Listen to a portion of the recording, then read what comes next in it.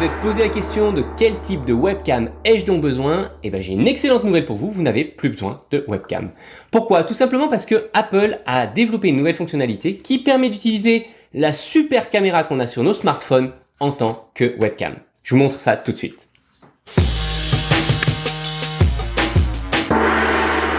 Bienvenue sur Marketing Automation Ninja, je m'appelle Amaury et ici on partage des techniques innovantes pour produire et automatiser votre web marketing. Si vous êtes nouveau sur cette chaîne et que vous voulez décupler votre productivité, alors cliquez sur le bouton s'abonner. Ça fait plusieurs années qu'on voit les smartphones évoluer à une vitesse grand V. Si on regarde, il y a un nouveau smartphone qui sort chaque année, typiquement chez Apple, avec des caméras qui sont de plus en plus puissantes.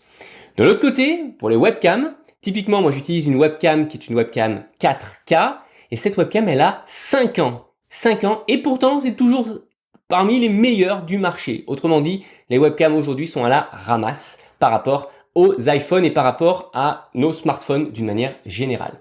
Alors je vais vous montrer comment on peut utiliser notre smartphone directement dans notre ordinateur, la caméra de notre smartphone directement dans notre ordinateur. On regarde ça tout de suite.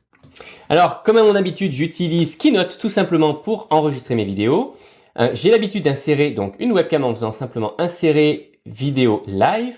Et ici, si j'ai branché mon iPhone et qu'il est reconnu et que je l'ai autorisé, directement, je peux avoir la caméra de mon iPhone que j'ai directement là, comme vous voyez, sur un trépied face à moi. Alors, il y a plein de fonctionnalités qui sont super cool.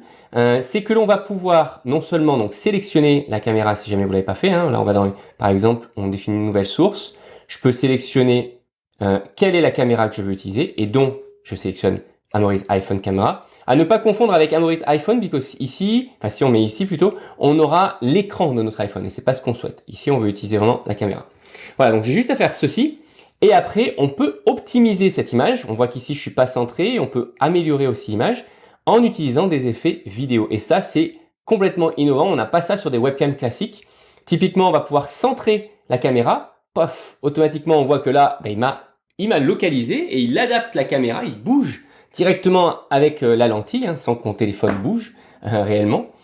Et on a après d'autres fonctionnalités comme le mode portrait qui va flouter l'arrière de la caméra. Personnellement, je suis pas très fan parce que c'est pas très précis.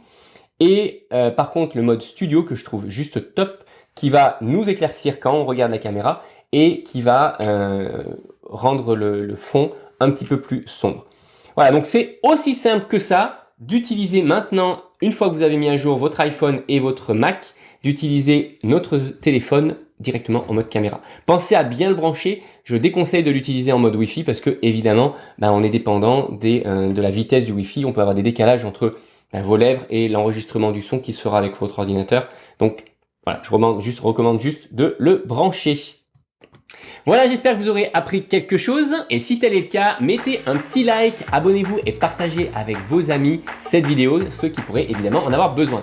Maintenant, si vous avez des questions ou des idées d'automatisation que vous voulez que j'explore, laissez-moi un petit commentaire sur Instagram ou YouTube et je ferai de mon mieux pour y répondre. À très vite.